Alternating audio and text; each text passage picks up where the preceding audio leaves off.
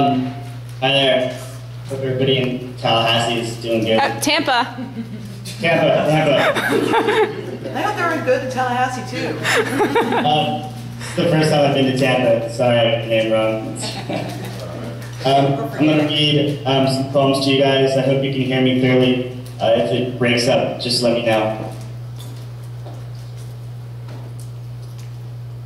So I thought I'd start with a brand new poem. It's one I just wrote yesterday. It's called Night is a Puzzle with Only One Piece. It doesn't fit anywhere. It feels like 20 or 30 tongues lashed to my back, creating some kind of new book. I almost said king, some king of new book, but that wouldn't make sense. That wouldn't be something I'd say to Christine, a beautiful woman with a skirt like the edge of an ocean, made of a single droplet of sleep I carry around in my head. And then there is the violent twisting, the perfect sanity of mist, its cellophane webs draped about the oboist, like dreams, like the teeth of dreams. Nobody knows us. All right. This is a little chapbook I wrote. I don't know if you guys can see it. It's called Eyes to Vorticism. Let me see.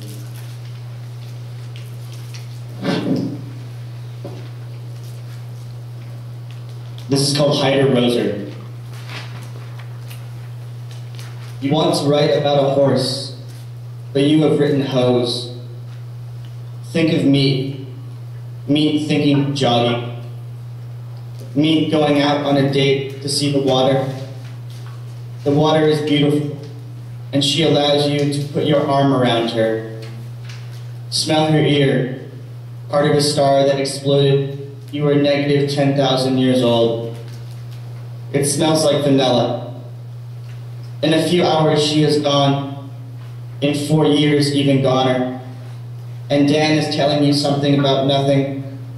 The sparrows in his tattoo, forever flying out of a rose, until Dan is dead. Pretty soon you have a loft, and people are getting to know your work. Rearranging the letters, right? You get Hyder Roser, which means something you will never understand. With only a few minutes left, one end of the hose going into your head, the other going don't know where.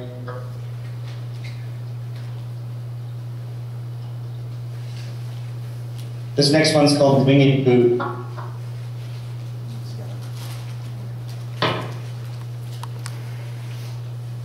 I live in an X-ray created years ago by a boy named Mirov.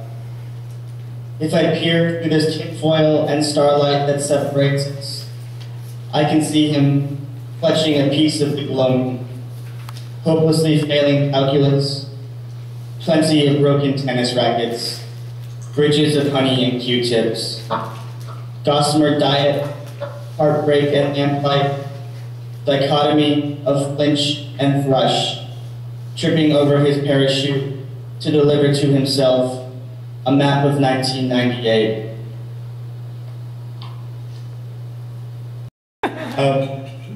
Lifetime achievement. I look into the aquarium. My Ben Mirov looks okay.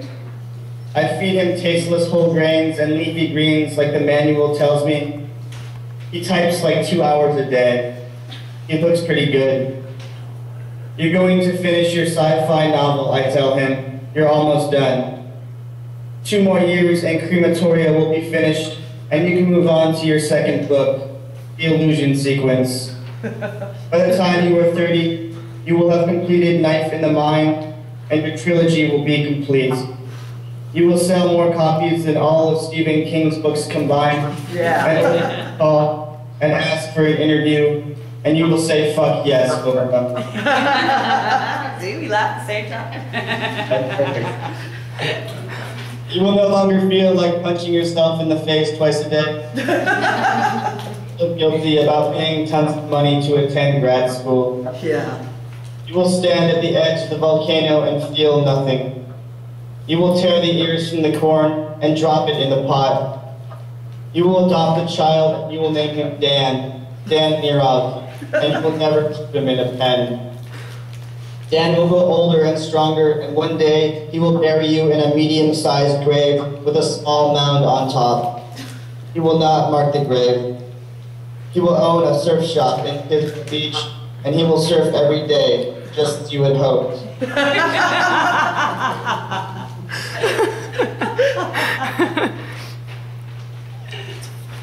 I love it. I do too. Thank you. Let's see, this one's called You May Experience Seepage. Oh, you know what? I'm gonna get this one. I have a better version. I'm gonna read you guys the better version. Cool.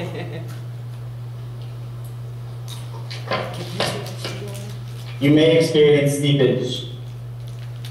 Emerging from a goat farm, trudging through rainforest, burrito-sized leeches, skirmish with border guards, permanent exile, writing your memoirs, high school diploma, learning to drive, first date with Susan, marriage in Vegas, house in the burbs, not having children, handfuls of sleep dust, obsession with plankton, leaving Susan, dancing all night, flying through Proust, hating your boss, blacking out, plugging in, choking up, hitting the bottle, burning your novel, eating more seafood, taking up tennis, planting carrots, watching haiku, filling your screenplay, accepting the Oscar, meeting Betty, buying a beach house, burying Betty, hundreds of sunsets, watching the waves, forgetting your birthday, remembering your name, wearing diapers, final goodbyes, drops in the ocean, closing your eyes.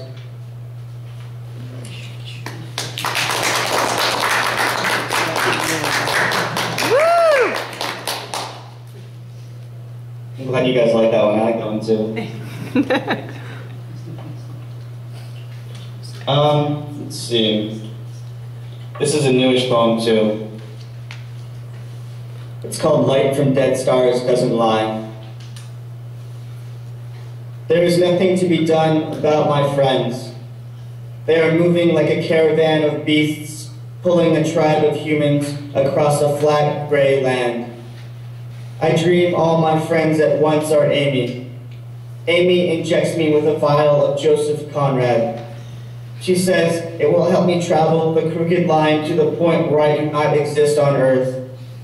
All of my friends exist on Earth, and if you punch their face for long enough, it will become a common type of moon. It will become the President of the United States of America. It will become those fuckers who write things down and say those things into cameras to forget everything. What am I trying to tell you? I don't know. I am trying to tell you about my friends. The way they have no body or face. The way they cannot save the Great Barrier Reef or the people in the cities or anything. They cannot even save themselves.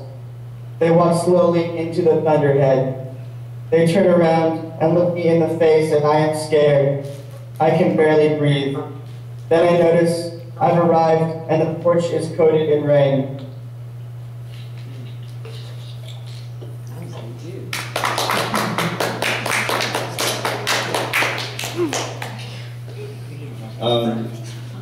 Your applause sounds great even all the way from Tampa. So I think I'll read two more sort of newer poems, and then I'll read from a book I wrote called Ghost Machine, which is like a very different type of poem. I'm sure you guys will hear it. This one's called Falconhood. At the party, I look up your dress for a message I promised myself was there. I guess I expected a scroll to fall from the light. Sometimes the things you write mean nothing at all. They get up and moth off the page into the dark below, where you hear a river moving over stones, or water moving over horses, or horses laughing over Kafka. All they help us do is take off their containment suit. No one tells me what to do. I wake up each morning and play with the cards, which tell me nothing. What do they call those hoods they put on falcons? Who tells you where to go when you leave the island in the mirror?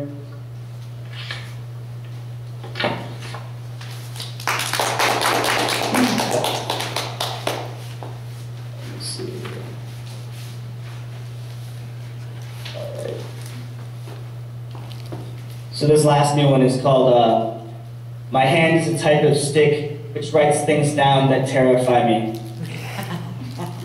Good title.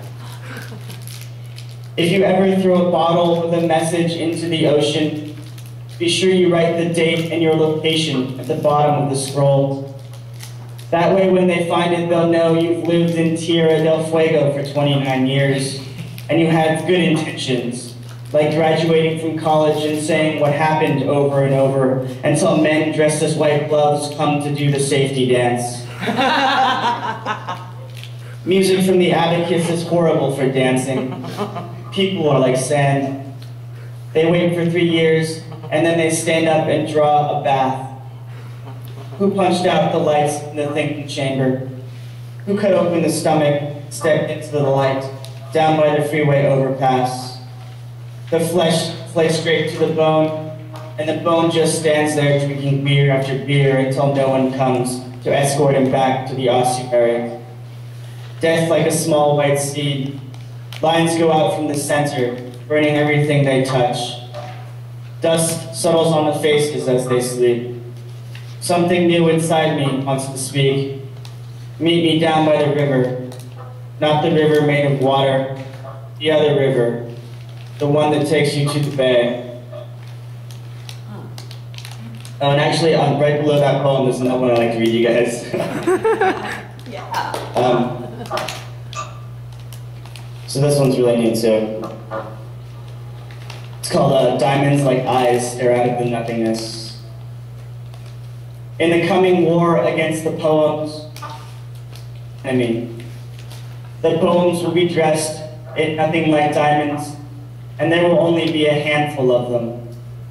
They will stand in some kind of formation we won't understand, a formation that prohibits the bullshit actions of automatons, a formation that embraces everything every teenager has ever said, like some kind of eternal flame without words. You walk around Brooklyn like one of the liars. You command the poems to act right. You command them to chip the object from the light. You tell them my name is Dostoevsky. I am a humble baker, but they do not respond. They will not adjust the amplifier. They will not be attentive to reading at the beats. They will not send help their dimension, called the dimension of the wheelbarrow. You sit in a chair all afternoon and into the evening, puddle of stars and ink. Close the cover of the book. You have been given special powers. You use them to talk to a woman in Berkeley.